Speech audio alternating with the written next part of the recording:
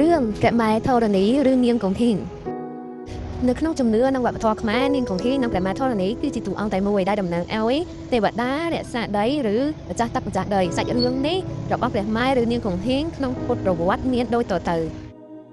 នៅពេលដែលព្រះពុទ្ធកំពុងគង់លើរតនបល្ល័ង្កក្រោមដើមពោធិ៍ដើម្បីស្វែងរកការត្រាស់ដឹងគ្រានោះក្រុងមាសបានលើកទ័ពយ៉ាងច្រើនមេឃមាសសម្ដៅមកបង្ក្រាបនិងដណ្ដើមយកកន្លែងត្រាស់ដឹងនោះពួកមាសបានចោទសួរព្រះអង្គថាតើអ្នកមានអ្វីជាផុសតាងបញ្ជាក់ពីបុណ្យបារមីដែលព្រះអង្គបានសន្សំមក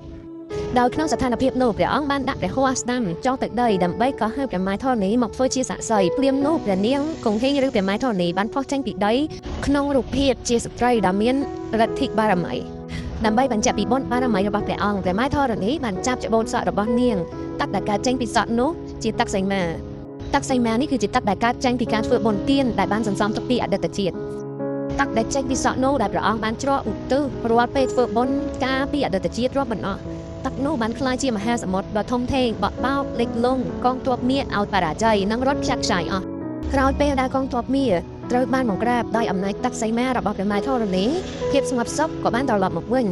ដែលអនុញ្ញាតឲ្យព្រះអង្គសម្រេចបាននូវការត្រាស់ដឹង